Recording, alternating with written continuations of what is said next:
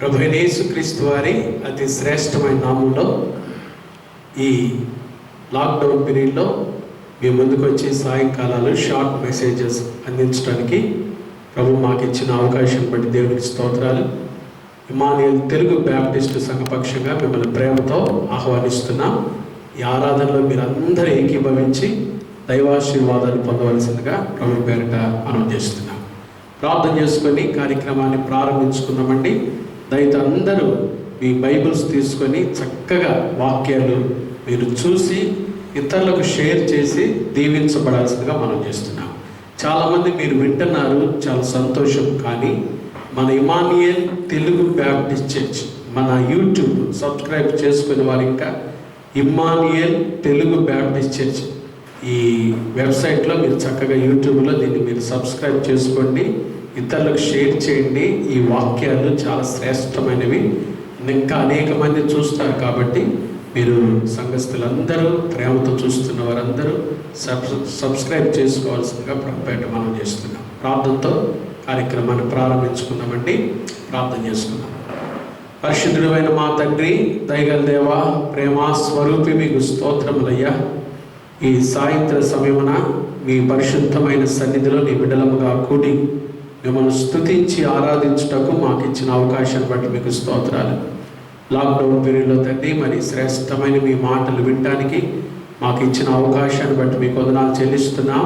చక్కగా ప్రభా మరి వాక్యం దగ్గర కూర్చొని మీ మాటలు వినడానికి వచ్చిన బిడ్డలను దీవించండి.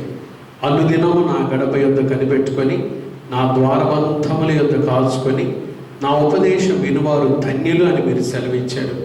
మీ మాటలో ధన్యత మాకుందయ్యా. మీ మాటలు జీవము కలిగిన మాటలయ్యా. మా కుటుంబానికి, మా వ్యక్తిగత జీవితానికి కావలసిన మాటలు ఈ సాయంత్రం మీరు అందించి మీరు మహిమ పొందమని, ఈ ఆరాధన సమయం అంతా మాకు ఆశీర్వాదకరముగా చేయమని యేసు నామమున ప్రార్థిస్తున్నాము తండ్రి, ఆమేన్. మనందరం కలిసి ఒక పాట పాడుకుందాం. దైవస్తుతి కీర్తన పాటల పుస్తకం నుంచి 30వ పాట పాడుకుందామా? జీవనదిని నా హృదయంలో అనే పాట అందరం కలిసి పాడుకుందాం. నాతో కలిసి మీరు పాడుపాడి దేవుని నామాన్ని ఘనపరచవలసిందిగా మనం చేస్తున్నాం. జీవనదిని నా హృదయములో ప్రవహింపచేయుమయా,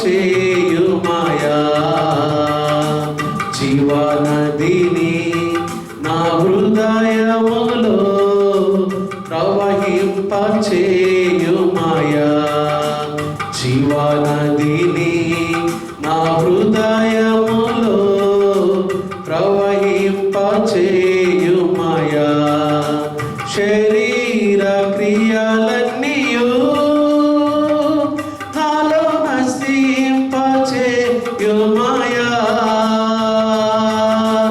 శరీర క్రియలన్నీయు నాలో నశింపచేయుమయా,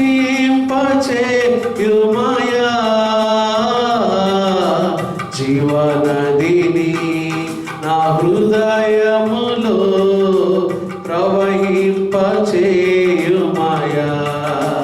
బలహీన సమయములో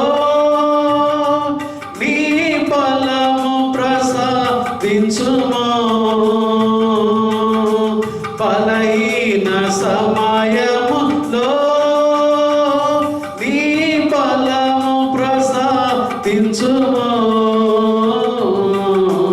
జీవనదిని నా హృదయములో ప్రవహింపచేయుమయా,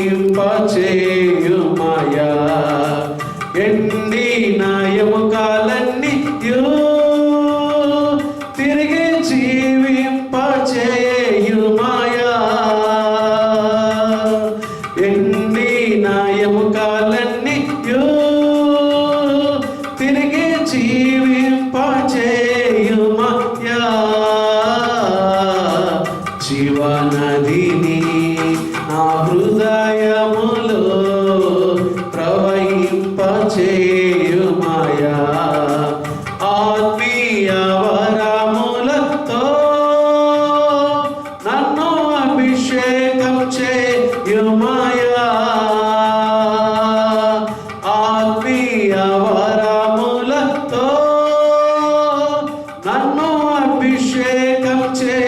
చేయుమయా జీవనదిని నా హృదయములో ప్రవహింపచేయుమయా జీవనదిని నా హృదయములో ప్రవహింపచేయుమయా నా హృదయములో ప్రవహింపచేయుమయా నా హృదయములో ప్రవహింపచేయుమయా.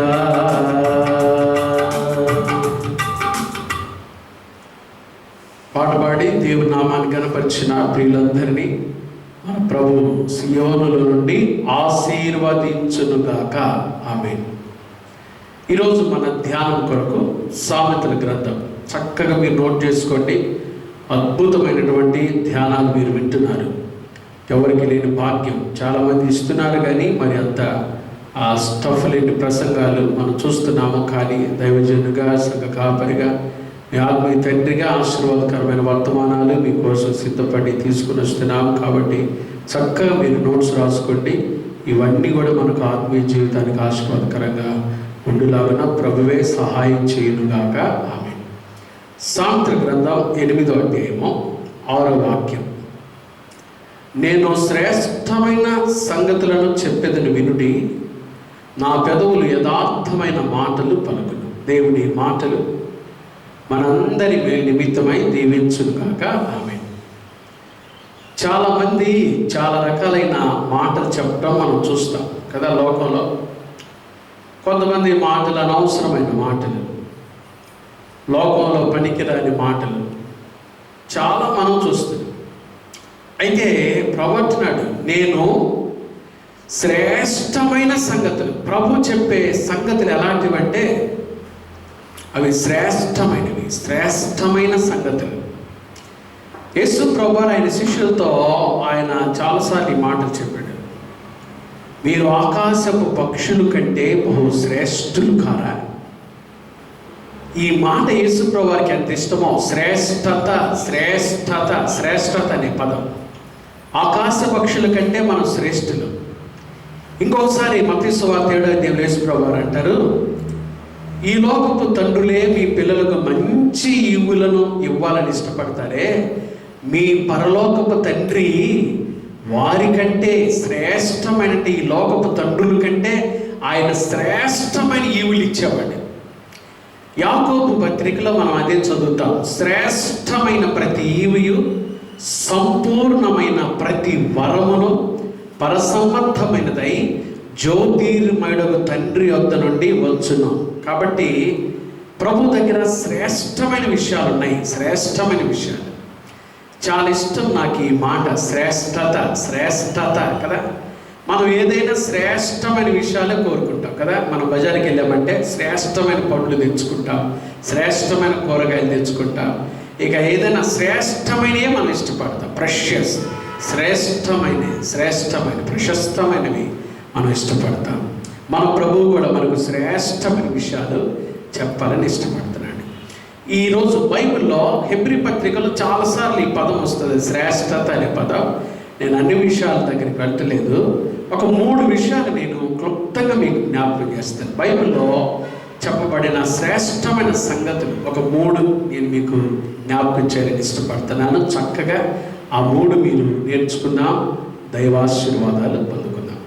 మొదటిది చూడండి, బైబిల్లో మనకు అవసరమైనది, శ్రేష్టమైనది దేవుని వాక్యం ఏం చెప్తుంది చూడండి. 84వ సంకీర్తన, కౌరవ కుమారులు రాశారు కదా కీర్తన. 84వ సంకీర్తన 10వ వచనం. మీ ఆవరణములో ఒక దినము గడుపుట 1000 దినముల కంటే శ్రేష్టము. మానవ జీవితంలో శ్రేష్టమైనది ఏంటి అంటే మనకు కావలసింది దైవ సన్నిధి. శ్రేష్టమైనది. మరి ప్రస్తుతం దేవుని కృప వలన, మరి పరిస్థితుల వలన మనము మందిరాల్లోకి రాలేకపోతున్నాం. అయితే దేవుడు మన గృహాలనే ఒక మందిరాలుగా చేశాడు ఈ సమయంలో కదా. చాలామంది కుటుంబ ప్రార్థన పెట్టుకుంటున్నారు. మీరు ఎప్పుడైతే మీ ఇంట్లో కుటుంబ ప్రార్థన పెట్టుకోవడానికి కూడుకుంటున్నారో దేవుని వాక్యం చెప్తుంది, ఎక్కడైతే 2-3 నా నామమున కూడి ఉందురో వారి మధ్యలో నేను ఉంటానన్నాడు ఆయన. అక్కడ దేవుని సన్నిధి మీతో ఉంది, మర్చిపోవాకండి. మీ ఇల్లే ఒక మందిరం. అంతేకాదు, యేసుక్రీస్తు రక్తంలో కడుగుబడిన మనందరము మన హృదయాలే ఒక మందిరాలు.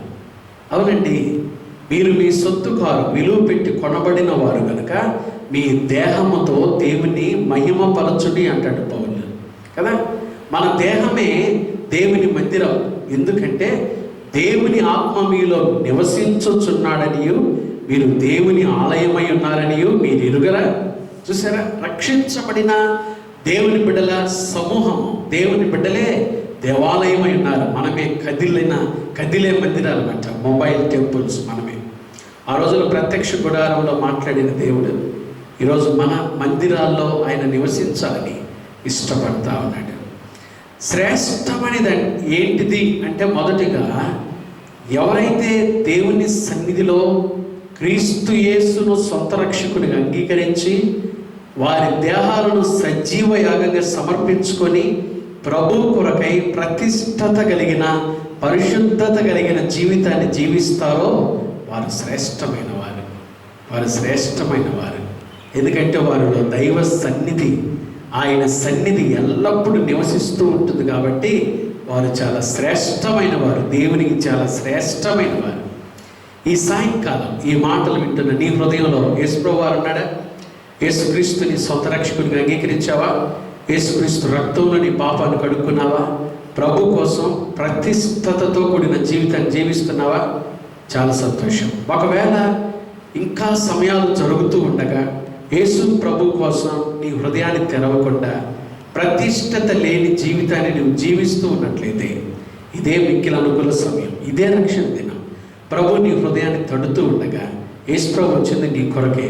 నువ్వెంత ఘోరమైన పాపమైనా సరే యేసు రక్తంలో నీ పాపం కడుగబడుతుంది. యేసుక్రీస్తు ప్రభు బిడ్డగా ఆయన నిన్ను చేర్చుకుంటాడు. ఆయన పరలోక రాజ్యంలో జీవగ్రంథంలో నీ పేరు రాయబడుతుంది. నువ్వు ఒక మందిరంగా ఆయన కొరకు జీవించాలి. ప్రభు అప్పుడు నీ జీవితంలో అద్భుత కార్యాలు చేస్తాడు. కాబట్టి శ్రేష్టమైనది ఏంటిది అంటే దైవ సన్నిధే శ్రేష్టమైనది. కౌరవకుమారులు ఇక్కడ అంటున్నారయ్యా, నీ ఆవరణంలో ఒక్క దినము గడుపుట 1000 దినముల కంటే శ్రేష్టం. ఎందుకంటే దేవుని ఆవరణంలో, ఆయన పరిశుద్ధ మందిర ఆవరణంలో ఆయన ఉంటాడు, ఆయన నివసిస్తుంటాడు. కాబట్టి అది శ్రేష్టమైనది. దావీదు కూడా అది కోరుకున్నాడు కదా, మనందరికి బాగా తెలుసు. 23వ కీర్తన చెప్పండి. 23వ కీర్తన ఆఖరి వచనం, నేను బ్రతుకు దినములన్నీ కృపాక్షేమములే నా వెంట వచ్చును, చిరకాలము యెహోవా మందిరంలో నేనేం చేస్తానన్నాడు, నివాసము చేసేదను. చూసారా, దావీదు దేవుని సన్నిధి అంటే ఎంత ఇష్టమో దావీదుకి, దేవుని సన్నిధి అంటే ఎంత ఇష్టపడేవాడు దావీదు. కాబట్టి దేవుని సన్నిధిని మనం కోరుకోవాలి, దేవుని సన్నిధిలో నివాసం చేయాలి అనే తపన మనకి ఉండాలి కదా. దావీదుకి ఎంత ఇష్టం వచ్చింది. దావీదు ఇక్కడే కాదు, 27వ కీర్తన 4వ వచనంలో కూడా కోరుకున్నాడు, యెహోవా యొద్ద ఒక్క వరము అడిగి తిని అన్నాడు కదా. దాన్ని నేను వెతుకుచున్నాను. యెహోవా ప్రసన్నత చూచుటకును ఆయన ఆలయములో, ఆయన ఆలయం అంటే దావీదుకి ఎంత ఇష్టమో. పైన 26వ కీర్తన 8వ వచనంలో అంటాడు, యెహోవా నీ నివాస మందిరమును, నీ తేజో మహిమ నిలుచు స్థలమును నేనేం చేస్తున్నాను, ప్రేమిస్తున్నాను. దేవుని మందిరాన్ని ప్రేమించే అనుభవం దావీదులో ఉంది. Even though he was a king of Israelites, ఒక ఇజ్రాయిల్కు రాజైన సౌఖ్యము సుఖము ఎన్నో ఉన్నాయి రాజుకి. కానీ దావీదు ప్రేమించేది ఏంటో తెలుసా, దేవుని సన్నిధి, ద ప్రెజెన్స్ ఆఫ్ గాడ్. దేవుని సన్నిధి అంటే దావీదుకి ఎంత ఇష్టమో. ఈ మాటలు వింటున్న నీవు దైవ సన్నిధి పట్ల మక్కువ కలిగి ఉన్నావా? అది ఈ లోకంలో శ్రేష్టమని కదా.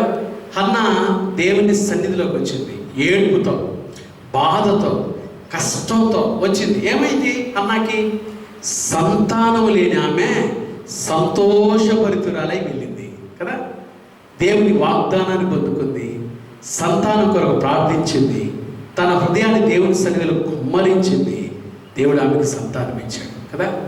కాబట్టి దేవుని సన్నిధిని ఎవరైతే ప్రేమిస్తారో దేవుడు అద్భుత కార్యాలు జరిగిస్తాడు. ఈ మాటలు వింటున్న నీ జీవితంలో ఒకవేళ ఇప్పటి వరకు గొడ్రాలుగా, ఒకవేళ నిరాశ, నిస్పృహలు, కష్టాలు, బాధలు, సమస్యలతో ఈ మాటలు వింటున్నట్లయితే, ఇదిగో నజరేయుడైన యేసయ్య సన్నిధి ఇప్పుడే నిన్ను తాకునుగాక.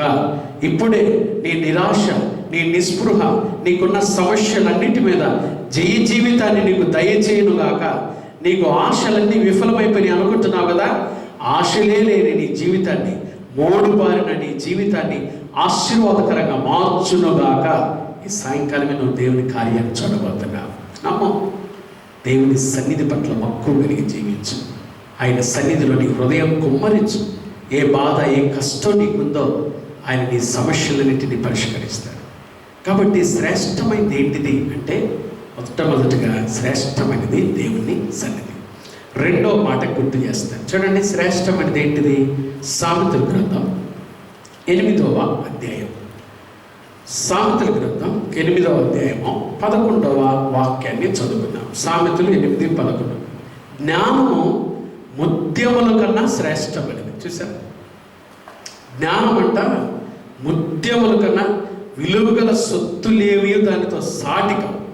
కాబట్టి రెండవది శ్రేష్టమైనది బైబిల్లో జ్ఞానం, దేవుడిచ్చే జ్ఞానం.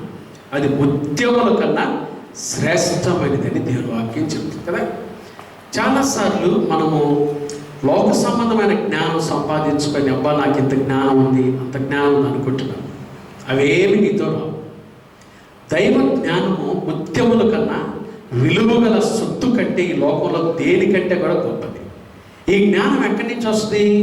ఈ జ్ఞానం యేసుప్రభువే జ్ఞానం. యెహోవా యందలి భయభక్తులు కలిగి ఉంటే జ్ఞానమునకు మూలము. చాలామందికి నేను ఆ సబ్జెక్టులో చాలా నిష్ణాతుని, నాకు అది తెలుసు, ఇది తెలుసు, నాకు అది తెలుసు అంటారు. ఒక చిన్న కథ చెప్తా. ఒక పెద్ద పండితుడు, ఒక వేదాంతి అనుకుందాం, పండితుడు అనుకుందాం, ఒకసారి ఒక చిన్న నదిలో ప్రయాణం చేయాల్సి వచ్చిందంట. ఆయన ఒక తెప్ప నడిపేటువంటి ఆ నావికుడితో కలిసి ఆయన ప్రయాణం చేస్తున్నాడు నదిలో. ఆయన నది దాటాలి, వేరే ఊరికి వెళ్ళాలి. నది మధ్యలోకి రాగా ఈయన మాటలు మాట్లాడుతూ ఈ పండితుడు ఈ నడిపేటువంటి ఆ పామరుడైనటువంటి ఆ నావికుడిని, ఆ చిన్న తెప్ప నడిపే ఆ వ్యక్తిని చూసి, అరే నీకు గణిత శాస్త్రం తెలుసా అన్నాడంట. అయ్యా నాకు తెలియదయ్యా అన్నాడంట. చాలా పాపం, తగ్గించుకో. అరే నీకు సాంఘిక శాస్త్రం తెలుసా అన్నాడంట. అయ్యా నాకు తెలియదయ్యా. అరే నీకు సామాన్య శాస్త్రం తెలుసా అన్నాడంట. నాకు తెలియదయ్యా, చాలా తగ్గించుకో. ఆఖరికి ఈ శాస్త్రం ఆ శాస్త్రం తెలుసా అంటే తెలియదు అని చెప్తాడు. అరే నీ జీవితము ముప్పాతిగా నువ్వు నష్టపరుచుకున్నావు. పోరా, నువ్వు బ్రతకటం అనవసరం. ఎందుకురా ఇంత పామరుడు, నువ్వు ఎందుకురా భూమి మీద బ్రతకటం, భూమికి దండగాని అని అట్లా మాట్లాడుతూ విక్రిస్తూ అపహాస్యం చేస్తూ ఉన్నాడంటే, కాసేపటికి ఆ తెప్పకి, ఆ చిన్న పడవకి రంధ్రం పడి ఆ రంధ్రం లోపల నుంచి నీళ్లు రావటం ప్రారంభించాయి. ఆ నీళ్లు బాగా వచ్చేస్తేనే ఒకవైపు పడవ మునిగిపోతుంది. సరిగ్గా వారు నది మధ్యలో ఉన్నారంట. అప్పుడు వెంటనే ఇతను, రే నన్ను రక్షించు, నన్ను కాపాడని పండితుడు ఒక్కటే వాడిని కేకలేస్తాడంట. అప్పుడు ఈ నడిపే నావికుడు అన్నాడంట, అయ్యా నీకు ఇన్ని శాస్త్రాలు తెలుసు కదా, ఈత శాస్త్రం తెలుసా అన్నాడంట. ఒరే నేను అది నేర్చుకోలేదురా, నాకు అది తెలియదురా అన్నాడంట. అది తెలియకపోతే నువ్వు ఏడే మునగాల్సిందేనయ్యా, నువ్వు మురుగు నాకెందుకు, నాకు ఇది తెలిసి నేను వస్తానని చెప్పి వాడు ఈతుకుంటా బయటకు వచ్చాడంట. వాడు అదే మునిగిపోయాడంట. లోకంలో చాలామంది మాకు అది తెలుసు, ఇది తెలుసు, మేము దాంట్లో నిష్ణాతులం అని చాలామంది విర్రవీగుతుంటారు. కానీ దేవుని జ్ఞానం ఉందా నీకు? దేవుని జ్ఞానం ఉన్న వాళ్ళు ఎలా ఉంటారో తెలుసా? ఆ జ్ఞానంలో ఉండే లక్షణాలు ఏంటో తెలుసా? సొలొమోను అదే కోరుకున్నాడు. సొలొమోనుకి అందుకనే దేవుడు ఆ జ్ఞానం ఇచ్చాడు. ఆ దైవ జ్ఞానం ఇచ్చి సొలొమోను ఆశీర్వదించాడు. ఆ జ్ఞానంలో ఉన్న శ్రేష్టమైన విషయాలు యాకోబు రాసిన పత్రికలో చక్కగా రాస్తాడండి. యాకోబు రాసిన పత్రిక 3వ అధ్యాయం చూడండి. దైవ జ్ఞానంలో ఉండే కొన్ని లక్షణాలు మీకు చెప్తున్నాను. 17వ వాక్యం నేను చదువుతున్నాను. దైవ జ్ఞానం ఎలా ఉంటుంది? ఈ జ్ఞానం మనందరికి అవసరం. యాకోబు రాసిన పత్రిక 3:17. అయితే పైనుండి వచ్చు జ్ఞానము మొట్టమొదట పవిత్రమైనది, తరువాత సమాధానకరమైనది. చూసారా, దైవ జ్ఞానంలో పవిత్రత ఉంది. దేవుని జ్ఞానం ఉన్నవారు ఫస్ట్ వారు ఇహలోక మాలిన్యం తమకు అంటకుండా తమను తాము జాగ్రత్తగా కాపాడుకుంటారు. పరిశుద్ధతకు పెద్ద పీట వేస్తారు వారి జీవితంలో. మాటతో కూడా అపవిత్రమైన మాటలు మాట్లాడకుండా జాగ్రత్త చేసుకుంటారు. అది దైవ జ్ఞానం. దైవ జ్ఞానం అది. చూసారా, పైనుండి వచ్చు జ్ఞానం పవిత్రమైనది, తరువాత సమాధానకరమైనది. చూసారా, ఆ జ్ఞానం ఉన్నవారు, దైవ జ్ఞానం ఉన్నవారు ఇతరులతో సమాధానంగా ఉంటారు, ఇంటి వారితో సమాధానంగా ఉంటారు, ఇరుగు పొరుగు వారితో సమాధానంగా ఉంటారు, సంఘస్థులతో సమాధానంగా ఉంటారు, తోటి వారందరితో సమాధానంగా ఉంటారు. భర్త భార్యతో చాలా కుటుంబాల్లో ఈ సమాధానం లేదు. ఒకవేళ ఈ సాయంకాలం ఈ మాటలు వింటున్న నీ జీవితంలో సమాధానం లేకపోతే ఇప్పుడే ఈ జ్ఞానంతో నువ్వు జీవించాలి, ప్రార్థన చేయాలి. ప్రభా, ఆ జ్ఞానం ద్వారా నాకు సమాధానం దయచేయి.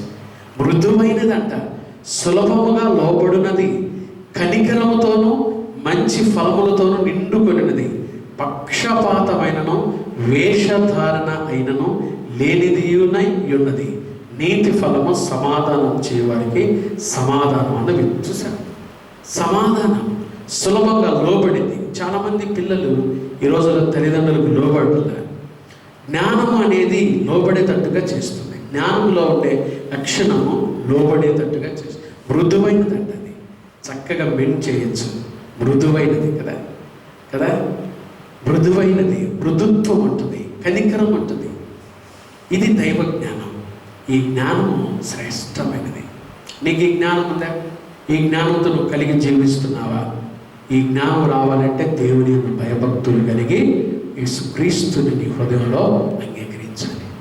ఆయన యందు భయభక్తులు కలిగిన జీవితమే జ్ఞానం ఇస్తుంది. ఆ జ్ఞానం ఎప్పుడైతే ఉంటుందో పవిత్రత, సమాధానం, సులభంగా లోబడుతుంది, మృదుత్వము, కనికరం, ఈ లక్షణాలన్నీ ఆ జ్ఞానంలో ఉన్నాయి. దాని ద్వారా నువ్వు ఎంత గొప్పగా దీవించబడతావు. ఆ జ్ఞానం ఉంది కాబట్టి సొలొమోను మహాజ్ఞాని అని పిలుస్తున్నాం కదా. ఆ జ్ఞానం దేవుడిచ్చాడు. ఈ సాయంకాలం నీకు కూడా ఇస్తున్నాడు ఆయన. కాబట్టి శ్రేష్టమైనది ఒకటి దైవ సన్నిధి, రెండవది దేవుని కాడుగా దైవ జ్ఞానం, మూడవ మాట చూసారా, ఆ జ్ఞానం ఉండటం వల్లనే జ్ఞానవంతురాలు ఏం చేస్తుందంట, తన ఇల్లు కట్టుకుంటుంది. ఆ జ్ఞానం లేకపోతే మూడు రాళ్ళు తన ఇల్లు తన చేతులతో ఓడ పెరుగుంటుంది. జ్ఞానం మనకి చాలా అవసరం. చాలా పెద్ద ప్రసంగం అది, అది క్లుప్తంగా చెప్తున్నాను. మూడో మాట శ్రేష్టమైన ఆహారం. ఆదికాండము 49వ అధ్యాయం చూడండి. ఆదికాండము 49వ అధ్యాయము 20వ వాక్యం నేను చదువుతున్నాను. ఆదికాండము 49:20. ఇక్కడ ఏం రాశారు? ఆషేరు నొద్ద శ్రేష్టమైన ఆహారము కలదు, రాజులకు తగిన మధుర పదార్థములను అతనిచ్చు. ఆషేర్ అంటేనే జాయ్, హ్యాపీ, సంతోషం అని అంటారు. ఆషేరు అనే మంచి పేరు. ఆషేరు నొద్ద శ్రేష్టమైన ఆహారం. ఆషేరు సమకూర్చువాడు. చాలా అర్థాలు ఉన్నాయి. ఆషేరు దగ్గర శ్రేష్టమైన ఆహారం. కాబట్టి శ్రేష్టమైన ఆహార పదార్థాలు చాలా ఉండొచ్చు, కానీ దేవుని బిడ్డలంగా మనం భుజించాల్సిందే శ్రేష్టమైన ఆహారం కదా. ఎక్కడుంది శ్రేష్టమైన ఆహారం? దేవుని భయము కలిగిన, పవిత్రతను కాపాడుకునే దైవ సేవకుల ద్వారా శ్రేష్టమైన ఆహారాన్ని మనం భుజించాలి కదా. ఏ పడతాయి మేకలు, ఏ పడతాయి తింటే, కానీ గొర్రెలు ఏం చేస్తాయి తెలుసా? కాపరి పెట్టే ఫుడ్డే తీసుకుంటుంది. శ్రేష్టమైన ఆహారం, కాపరి మంచి ఆహారం పెడుతుంది. ఈ లాక్డౌన్ సమయంలో దైవ సేవకునిగా, సంఘ కాపరిగా మీ అందరి కోసం ఈ శ్రేష్టమైన ఆహారం తీసుకుని వస్తారు. కాబట్టి శ్రేష్టమైన ఆహారం మనం భుజించాలి. ఏ ఆహారాన్ని భుజిస్తున్నాం? తీసుకునే ఆహారం శ్రేష్టమైందేనా? దాని ద్వారా మనకు ఆరోగ్యం కదా. 81వ కీర్తనలో చూడండి, 81వ సంకీర్తన 16వ వచనాన్ని చదువుకున్నాం. 81వ సంకీర్తన చూడండి, చక్కగా తీసారా అందరు? 81వ సంకీర్తన ఎన్నో వచనం 16వ వాక్యాన్ని నేను చదువుతున్నాను. అతి శ్రేష్టమైన గోధుమలను అనుగ్రహించి నేను వారిని పోషించుదును, కొండ తేనెతో నిన్ను తృప్తిపరచుదు. దేవుడు అంటున్నాడు, అతి శ్రేష్టమైన గోధుమలను అనుగ్రహించి నేను వారిని పోషిస్తాను. ఒకవేళ ఎవరైనా మీ ఇంట్లో దుఃఖమండి, కష్టమండి, పోషణ కష్టంగా ఉందా, పోషించబడటం కష్టంగా ఉందా, రేపటి గురించి ఏమైనా దిగులు పడుతున్నావా, ధైర్యం తెచ్చుకో. యేసుక్రీస్తు ప్రభు నీ సొంత రక్షకుడిగా అంగీకరించినట్లయితే నీ ఆహారం గురించి నువ్వు చింతించాల్సిన పనే లేదు. ఎందుకంటే మనం ఆకాశ పక్షుల కంటే శ్రేష్టమైన వారం. ప్రభు మనల్ని పోషిస్తున్నాడు, నో డౌట్, సందేహమే లేదు కదా. శ్రేష్టం, అది ఎలా పోషిస్తాడు? అతి శ్రేష్టమైన గోధుమలు, ఎంత గొప్ప కొండ తేనెతో ఆయన పోషించడమే కాదు, తృప్తి కూడా ఇస్తాడు మనకి. భోజనం చేసి తృప్తి ఇస్తాడు ఆయన మనకి. ఎంత మంచి దేవుడు కదా. ఈ కరువు కాలంలో దైవ సేవకులుగా మమ్మల్ని కూడా ఆయన ఏలియాను పోషించినట్టే పోషిస్తాడు. కేవలం ఆయన కదా. ఏలియాను ఎలాగైతే ఆ విధవరాలు పోషించిందో, దేవుడు ఆమె ద్వారా ఆ పోషణ ఏర్పాటు చేశాడు. దేవుడు అలా మమ్మల్ని కూడా మిమ్మల్ని కూడా పోషిస్తాడు. పోషించే దేవుడు ఆయన, సంరక్షించే దేవుడు. ధైర్యం తెచ్చుకోండి, దిగులు పడద్దు, జడియద్దు. నమ్మదగిన దేవుని మనం కలిగి ఉన్నాం. ఆయన వైపు చూడటమే మనం చేయాల్సింది. ఏంటంటే మన తలలెత్తి ఆయన వైపు చూడాలి. ఆకాశమందు నాశనుడా, నీ వైపు నా కన్నులెత్తుచు. ఒక మాట విరిగి నలిగిన మనసుతో ప్రార్థన చేయండి. దేవుడు అతి శ్రేష్టమైన గోధుమలతో శ్రేష్టమైన ఆహారం. దావీదంటాడు, నూనెతో నా తల అంటున్నావు, నా గిన్నెని పొలుచు, నా శత్రువుల ఎదుట నీవు నాకు భోజనం సిద్ధం. శత్రువుల ఎదుట కూడా, చుట్టూ శత్రువులున్నా దావీదు భోజనం తక్కువ చేయలే, ఏమాత్రం పోషణ తక్కువ చేయలే. దేవుడు ఎంత మంచి దేవుడు. ఏలియా కూడా ఒకసారి నిరాశ నిస్పృహతో ఉన్నప్పుడు బదరీ వృక్షం కింద దేవుడు లేపి ఆహారం పెడితే 40 రోజులు ప్రయాణం చేసిన ఆహారం. మరి అది ఏ ఆహారం పెట్టాడో? ఆయన పెట్టేది శ్రేష్టమని కదా, ఆయన ఇచ్చే శ్రేష్టమని కదా. ఆయన సేవకులకి ఆయన అలాగే పోషిస్తాడు. ఈ సేవకుని ప్రేమిస్తున్నావా? సేవకుని జ్ఞాపకం చేసుకుంటున్నావా? మొదటి అప్పం తెచ్చింది సారెపత విధవరాలు. మొదటి అప్పం, మొదటిది దేవుని సేవకుడిది. ఇస్తే దీవించబడతా, ఆశీర్వదించబడతా. జ్ఞాపకం చేసుకున్నాం. కాబట్టి శ్రేష్టమైన ఆహారం, నీ పోషణ గురించి నువ్వు ఏమి దిగులు పడద్దు. ప్రభు వైపు చూడు, ఆయనను పోషించి సంరక్షించేవాడు. ఈ రాత్రి ఈ 3 విషయాలు శ్రేష్టమైనవి. ఒకటి దైవ సన్నిధి, శ్రేష్టమైనది దైవ జ్ఞానం, శ్రేష్టమైనది దేవునిచ్చే ఆహారం. ఈ 3 అనుభవాలు మన ఆత్మీయ జీవితానికి ఆశీర్వాదకరంగా ప్రభు మార్చునుగాక. ఈ వాక్యం ద్వారా విన్న ప్రతి కుటుంబాన్ని నా యేసయ్య నిండారుగా దీవించునుగాక. ఆమేన్. ప్రార్థన చేసుకుందామండి. ప్రార్థన చేసుకున్నాం. పరిశుద్ధుడు అయిన మా తండ్రి, దయగల దేవా, ప్రేమాస్వరూపి నీకు స్తోత్రాలయ్యా. ఈ సాయంత్రం విన్న ఈ మాటలు మాకు ఆశీర్వాదకరంగా, దీవెనకరంగా, మీకు మహిమకరంగా చేసుకొని ఘనత, మహిమ, ప్రభావములు మీరు మాత్రమే పొందమని యేసయ్య శక్తిగల నామమున ప్రార్థిస్తున్నాము తండ్రి. ఆమేన్. త్రియేక దేవుని ప్రేమ, కృప, సమాధానాలు విన్న ప్రతి బిడ్డకు, ప్రతి కుటుంబానికి, సంఘమంతటికి ఇప్పుడు ఎల్లప్పుడూ ప్రభు రాకడ పర్యంతము తోడై ఉండును గాక. ఆమేన్. God bless you.